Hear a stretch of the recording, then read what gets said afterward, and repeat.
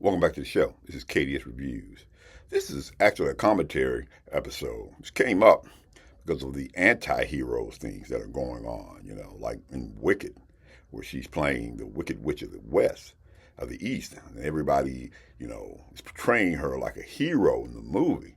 Let's talk about some of the anti-heroes. The anti-hero is really the villain, but he becomes or she becomes more popular than the actual hero that people actually start rooting for the bad guy. Let's talk about some of the top anti-heroes. First is Tom Hiddleston playing Loki. We're actually doing a pretty good job of him. Now, Loki is supposed to be Thor's brother in the Marvel Universe, but he became so popular because as charismatic as Tom Hiddleston is, that people started liking him more than some of the heroes. He became so popular, he even actually got his own show. When in reality, Loki is a trickster who's trying to take down the Avengers. But everybody really just liked that portrayal. That's Tom Hiddleston playing Loki. Up next, we got Warren Beatty, his portrayal of Clyde Barrow and Bonnie and Clyde. Now, in reality, Clyde Barrow was this skinny little guy, really. He wasn't this, quote, hunk as Warren Beatty is. This is an ultra-violent movie. A lot of gunfire, even for that time period. Really, a lot of violence in this movie. Now, Warren Beatty plays Clyde Barrow as this good-looking, smooth-looking guy, always in control, know what's going on. When in reality, Clyde Barrow was nothing but just your basic bank robber. Up next, we got Anthony Hopkins as Hannibal Lecter in Silence of the Lambs. Now, Anthony Hopkins does an excellent portrayal. Matter of fact, he won an Academy Award for his portrayal of Hannibal Lecter. He played him smooth, sophisticated, like I said, charismatic. He was really smooth, and he was, he could just look at you and see right through you with his eyes. Hannibal Lecter became so popular, everybody forgot this movie was a starred Jodie Foster. But everybody actually ended up rooting for Hannibal Lecter, when in reality, all he was a cannibal. Up next, got Tom Hardy. Now, Tom Hardy has played a lot of heroes, a lot of anti-heroes, like Venom. But boy, he knocked it out of the park as Bane in the Batman movies.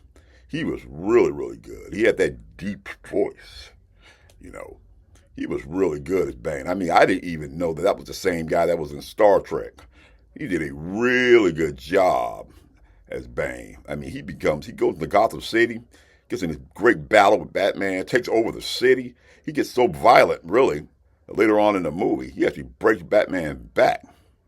When in reality, Bane was just this evil individual. But everybody loved that portrayal. That's Tom Hardy as Bane. Here's another one. Robert Shaw as Quint in Jaws.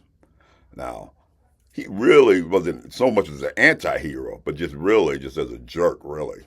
He was in the background. Richard Dreyfuss and Roy Scheider, they were busy trying to catch the shark. He was in the background, driving the boat. But actually, he knew more really than they did. But everything had to be his way or else, He was really more of a control freak when you watch the movie Jaws. But he got his at the end. That's Robert Shaw's Quint. Here's another underrated actor to me, in my opinion. That's Al Pacino as Tony Montana in Scarface. Now, I've talked about this movie before. Scarface is one of the greatest gangster movies ever made. It's an iconic movie. All the iconic lines, all the scenes. It's an ultra-violent movie, too. He plays this guy that comes from Cuba. And he comes in, he becomes this big-time gangster, takes over the city, really. And he's just a big-time drug runner. He plays him smooth and sophisticated. He's got all these weapons he's got. Everybody just loved him and everything.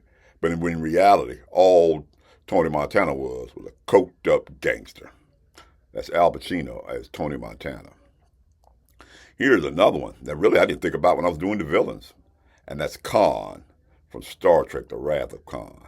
Now, this movie actually is a sequel from one of the episodes called Space Seed. Now, Ricardo Montalban does a gangbuster's job as Khan. This is really, to me, the best Star Trek movie, period. You got a better one, and comment down below. He plays Khan, this vengeful character that's chasing after Kirk for stranding him on this island. I mean, this movie has the best ship-to-ship battle in any of the Star Trek movies. I mean, the quotes that he says, you know, the look that he has, his commanding presence on the screen. That's Ricardo Montalban as Khan in Star Trek II. And here's another one. Robert De Niro, everybody's favorite, ha ha ha, as Max Cady in Cape Fear. A great mystery movie right here. He plays this menacing guy. He gets out of prison and starts going back after the lawyer who put him in prison, Nick Nolte. He just messes around over Nick Nolte. He messes with his head. He just taunts him, you know, puts his family in danger, you know. And he just plays him with all the charisma that Robert De Niro has.